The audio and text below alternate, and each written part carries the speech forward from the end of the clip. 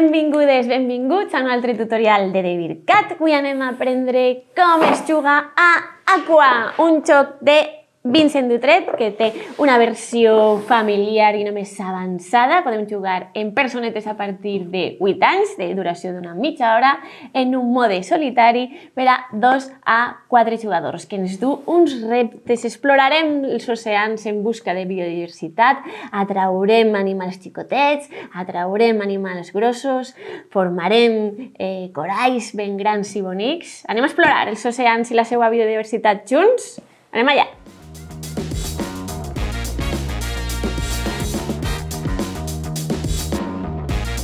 Anem a veure com es juga una partida d'Aqua. Tenim ací ja diferents elements preparadets. En una partida normal hi ha una variant avançada i una variant més familiar. Doncs bé, a cada jugador repartirem un hotspot, un punt calent de biodiversitat, és a dir, un punt en els oceans on hi ha moltíssima biodiversitat amenaçada.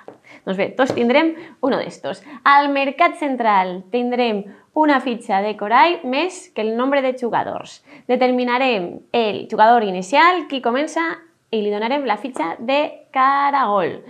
Posarem un nombre específic depenent del número de jugadors de fitxes de corall que deixarem cap per avall a un costat de la taula. Els animals grossos també ordenats per punts de valor de més a menys segons el nombre de jugadors, a un costat a l'abast de tothom, i els ecosistemes. Aquesta és una partida normal. Hem començat en els ecosistemes bàsics, que són els que estan marcats en una estreleta, i col·locarem els animals xicotets, els petits, a l'atzar a sobre de cada ecosistema. Si volem jugar una partida més familiar, doncs xup, llevem els ecosistemes. Que ja som uns experts en la biodiversitat, doncs agafem els ecosistemes més avançats i els col·loquem a l'atzar. I això seria la diferència. Doncs bé, a Aqua jugarem per torns, començant per el jugador inicial. Agafarem una de les fitxes de corall que n'hi ha al mercat i la col·locarem segons les normes de col·locació, és a dir, adjacents a almenys uno que siga del mateix color, del mateix tipus, sempre adjacents, mai no en diagonal, i ha de coincidir, no té per què coincidir tot, però ha de coincidir almenys en un dels colors. Doncs bé, anirem agafant. L'últim, si no n'hi ha hagut res diferent, se quedarà la fitxa de jugador inicial i començarà. L'única excepció és que en compte d'agafar fitxa i col·locar-la, podem agafar la fitxa de caragol, posar-se-la i ser l'últim en aquesta ronda, però després serem els primers, els últims seran els primers. Aleshores es col·loquem, se replena el mercat i anirem jugant així rondes fins a que no se puga replenar el mercat i s'acabarà i comptarem punts. Per a que sapigueu, són 17 torns. Tothom jugarà 17 torns. Doncs bé, què passa quan fem un hexàgon? Formarem un hàbitat i cridarem a un animal petit que, com vos podeu imaginar, coincideix en el color que es forma. El groguet és aquest, és el peix pallasso, l'hem cridat i el col·locarem. Això és sempre que es forme un hexàgon.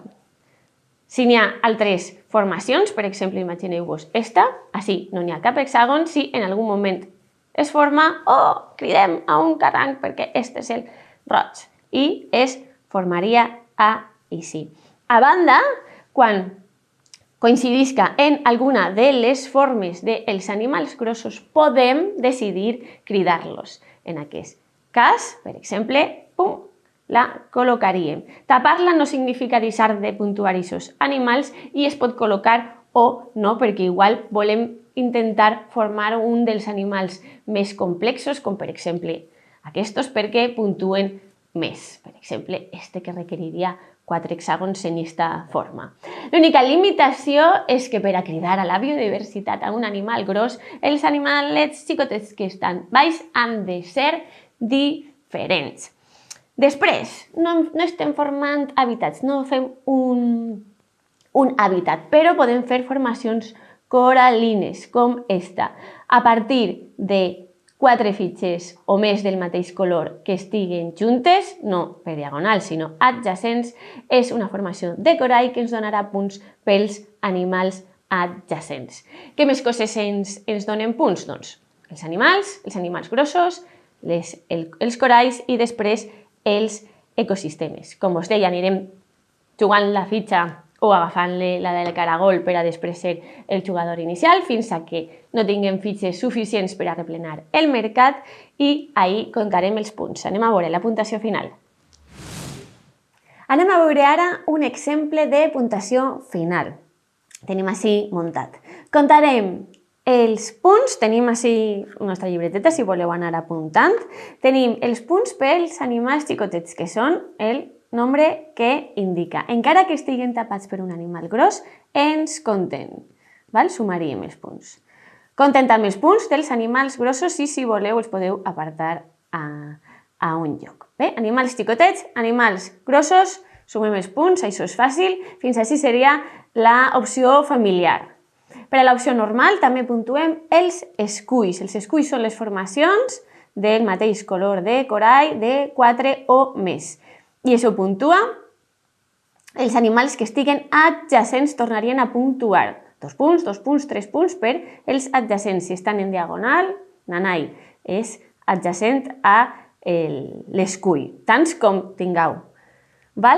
I, per últim, els ecosistemes. En una partida normal, els ecosistemes bàsics són els que tenen l'estreleta i tenim uns que tenen efectes, el puntet que tenen efectes globals i estos efectes locals, per a recordar-se de com es puntuen. Este significa que puntuem per cada animal autòcton d'aquest ecosistema, que en aquest cas ha coincidit els animals que tinga adjacents, perquè recordeu que és local. Aleshores és a un punt per cada animal adjacent a que ha tocat a l'atzar en esta partida. En este cas també tindríem perquè teníem una morena que ens dona 2 punts per fitxes de morena aconseguides per tants animals autòctons, que en aquest cas el cavall de mar, que tinguem en total el nostre tauleret que hem format en el nostre hotspot. Aleshores se puntuaria 1 per 2 en aquest cas. Però no cal que el cavall de mar estiga baix de la morena. És tants com tinguem. I si tenim més, doncs més.